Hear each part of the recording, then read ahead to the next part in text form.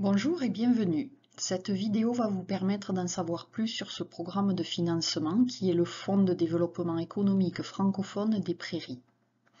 Je suis Marie-Cécile Alvarez, responsable de la gestion de ce fonds de financement au niveau du CEDEM. Tout d'abord, la reconnaissance des terres où nous vivons et travaillons. Nous nous engageons à aller de l'avant en partenariat avec les communautés autochtones dans un esprit de vérité, de réconciliation, de paix et de collaboration. Voici un aperçu de ce que vous allez voir dans cette vidéo. Les points essentiels du FDFP concerneront l'admissibilité, le montant du financement et les critères du fonds. La demande de financement va reprendre les sections clés avec des astuces pour que votre application soit compétitive. La partie liée au budget expliquera ce qui est attendu par le comité de sélection.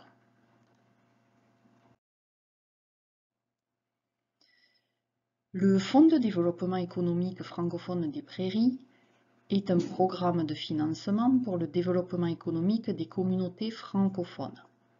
La somme globale allouée à ce programme est divisée entre les provinces de l'Alberta, la Saskatchewan et le Manitoba.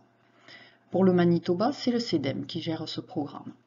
Pour toutes questions, vous pouvez nous joindre par courriel à fdefp@cedem.com.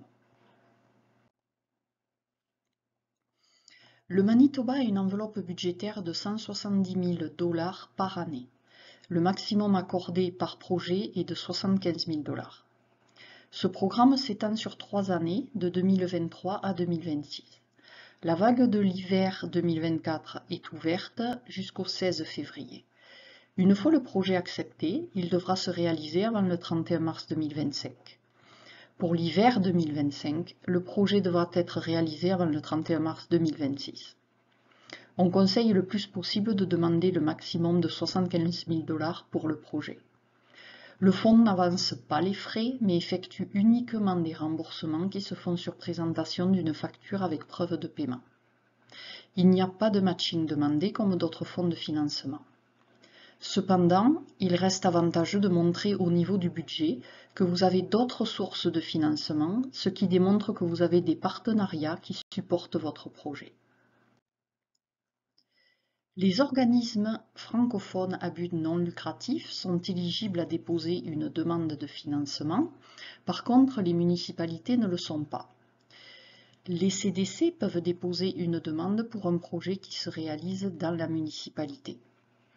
Un point important au niveau de l'admissibilité d'un projet est que le demandeur doit être francophone et le projet doit desservir une communauté francophone.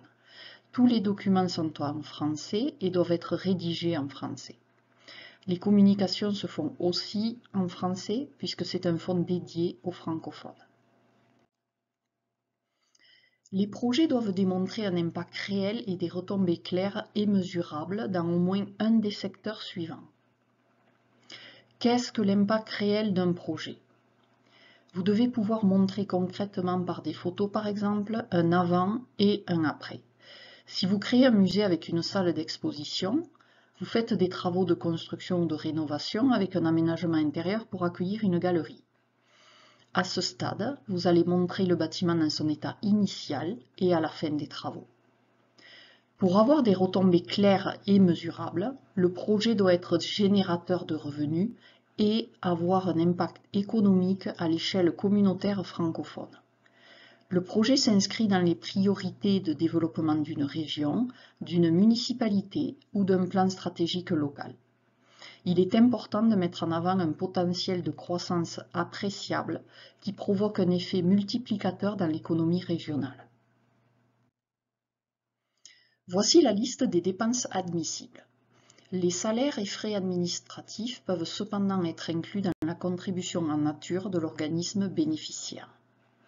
Nous allons revoir ces dépenses par la suite dans le budget de l'application. L'application se trouve sur le site internet du CEDEM sous l'onglet Développement économique communautaire. Vous avez 3 documents.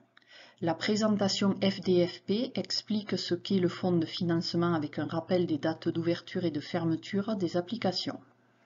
Le formulaire de demande qui est au format Word, vous permet de compléter les explications liées à votre projet. Le gabarit du projet est un tableau Excel dédié au budget du projet. Comme indiqué, la demande et le gabarit doivent être envoyés au courriel fdfp@cedem.com au format Word et Excel. Le formulaire de demande de financement. Celui-ci comprend plusieurs sections à compléter. Nous allons regarder les plus importantes. Le nom de l'organisme demandeur sera la CDC pour la municipalité ou un organisme à but non lucratif. Il est demandé d'avoir une ou deux personnes ressources afin d'avoir un contact qui peut répondre rapidement à des questions éventuelles sur le projet. Il est important que cette personne comprenne et parle le français. Le titre que vous allez donner à votre projet est très important aussi pour le comité car c'est la première fois qu'ils vont lire votre projet. Il doit être accrocheur et montrer que votre projet va créer des revenus pour la communauté.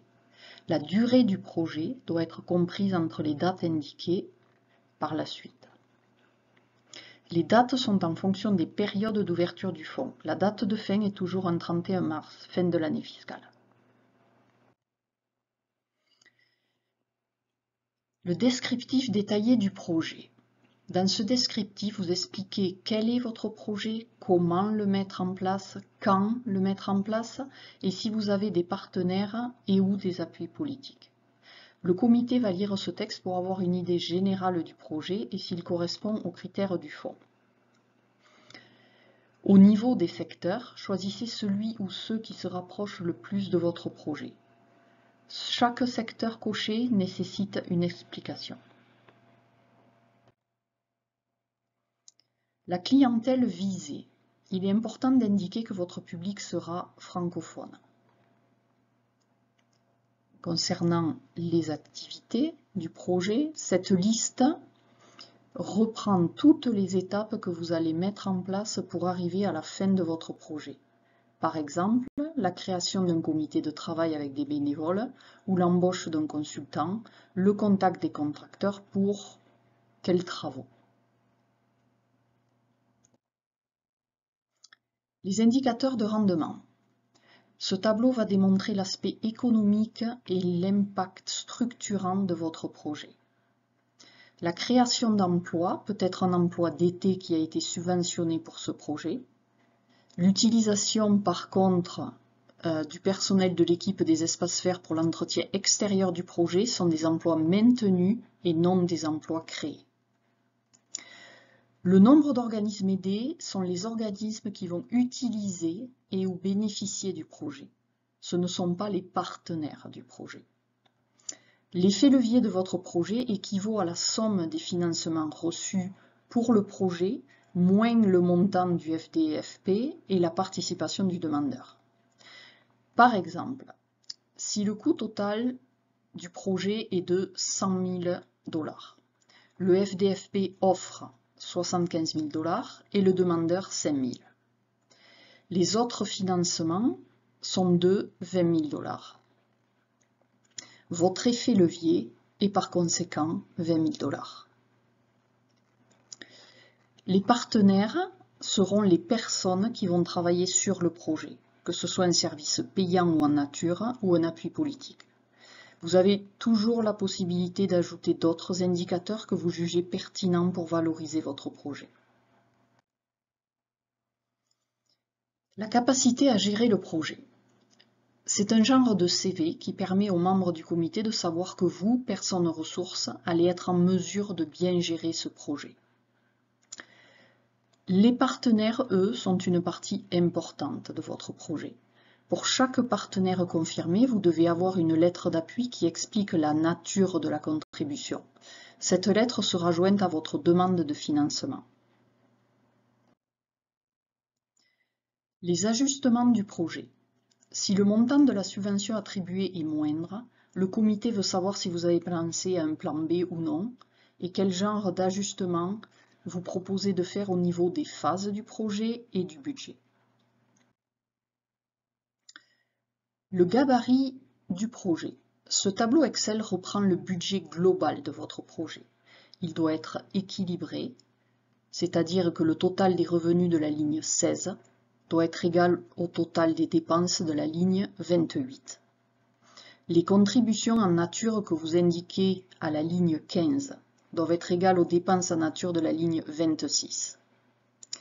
Les dépenses en nature peuvent être les frais administratifs et les salaires des employés impliqués dans le projet.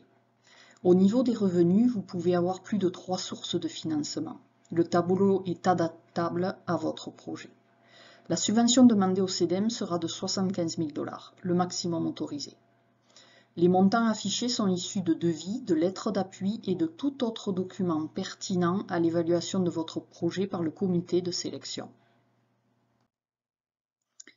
Merci de votre attention et n'hésitez pas à nous joindre par courriel à fdfp@cedem.com si vous avez des questions. Nous sommes toujours là pour vous aider. Merci.